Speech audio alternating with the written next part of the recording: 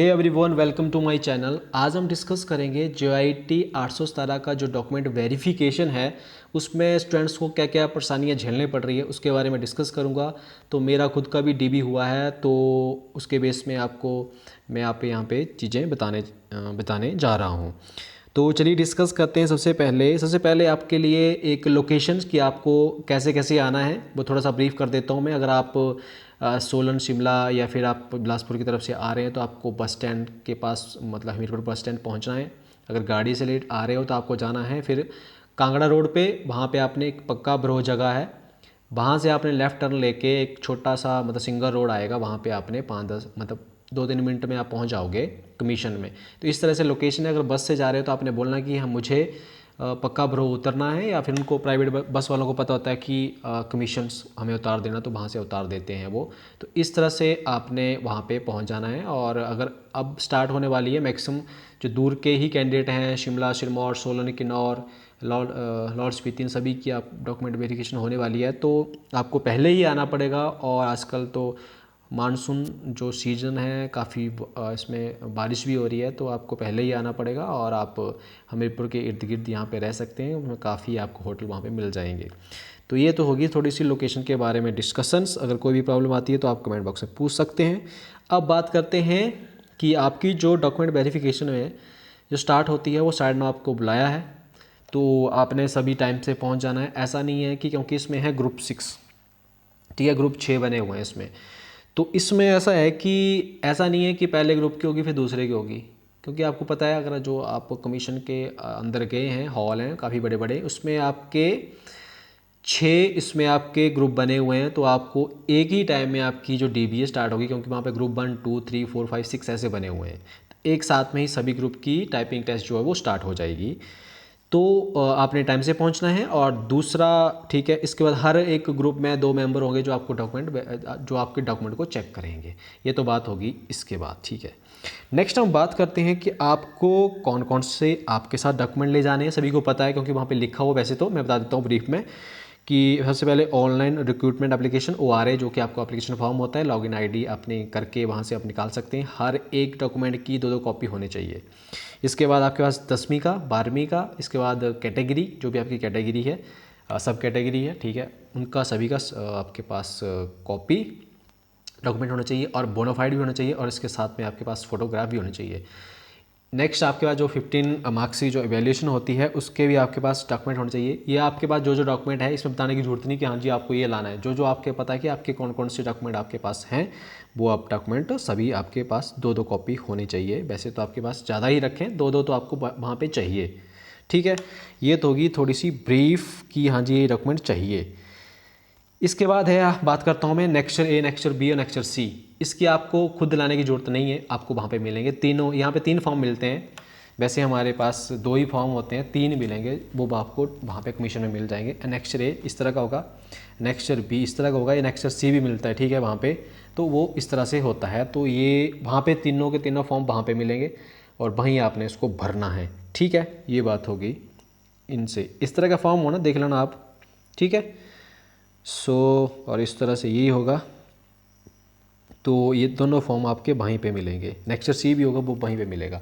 अब बात करते हैं जो डिपार्टमेंट की जो प्रेफरेंस है, जो फॉर्म है वो खुद लाना है आपने, ठीक है, वो आपको घर से लाना है। और बात करते हैं, जैसे मान लिया आप वो बोलते हैं कि आपको सारे के सारे जो आपको डिपार्टमेंट आपको भरने हैं, 62 समथिंग है, तो सारे के सारे आपको ये डिपार्टमेंट भरने हैं।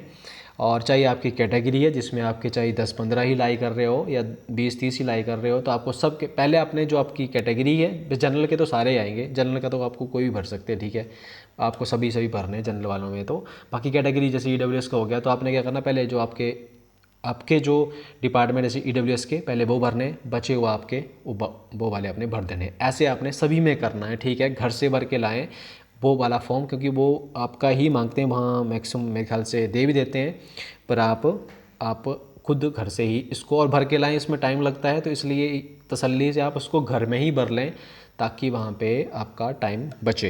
ये तो बात होगी डिपार्टमेंट की प्रेफरेंस, जो आपने प्रेफरेंस देनी है, ठीक है। तो आपको इस तरह से आपने भरना है। अब बात करते हैं सबसे बड़ी दिक्कत आ रही है इन डॉक्यूमेंट्स में, ओबीसी, बीपीएल, ईडब्ल्यूएस में। कहाँ पे? जो आपके पुराने, आपके पास अगर आपके पास पुराना सर्टिफिकेट नहीं है, जिनके पास ईडब्ल्यूएस का या फिर बीपीएल का या फिर आपके पास ओबीसी का, अगर जिस टाइम अपने फॉर्म भरा था उस टाइम का आपके पास सर्टिफिकेट नहीं है, तो आपने क्या करना है कि आपने पटवारी से लिखाना है कि जिस टाइम में फॉर्म भरा गया था तो मैं उस टाइम में ही इस कैटेगरी में लाइज करता था, चाहे आप ओबीसी हो, बीपीएल हो, ईडब्ल्यूएस हो। फिर आपने क्या करना है, उसको ले जाना है और उसको आपने तहसीलदार, नायब तहसीलदार से काउंटर साइन करवा के अपने पास रख लेना है, और जब आपने वहाँ पे जाना है उसको आप वहाँ पे सबमिट करवा देना है। तो ये सबसे बड़ा जरूरी है आपके पास, जिनके पास ये जो ओल्ड सर्टिफिकेट नहीं है उनके लिए, तीनों के लिए, ईडब्ल्यूएस, बीपीएल एंड ईडब्ल्यूएस, तीनों के लिए ही ये ज़रूरी है। और अगर आप ये चीज़ नहीं करते हो तो आपको वहाँ पे अंडरटेकिंग ली जाएगी कि नहीं, आपके पास ये फॉर्म नहीं है। इसके बाद वो आपको बोलेंगे कि आप एक हफ्ते के अंदर अंदर इसको सबमिट कराओ, ऐसे करके। तो देखिए, जो दूर वाले हैं उनके लिए पॉसिबल नहीं कि बार बार आना जाना पड़ेगा, इसलिए बेटर है कि आप इस तरह की चीज़ करके पहले ही लेके आएँ, ठीक है, ताकि आपको ये दिक्कत फेस ना करनी पड़े, ठीक है। ये सबसे बड़ी प्रॉब्लम आ रही है वहाँ पर स्टूडेंट्स को इस चीज़ की, कि इसका, और इस यही चीज़ बोलते हैं कि आपको पटवारी से लिखा के ले जाना है और काउंटर साइन करवानी है नायब तहसीलदार वगैरह के, तो फिर आप इसको सबमिट करवा सकते, तो आपकी जो है वो समस्या जो है हल हो जाएगी।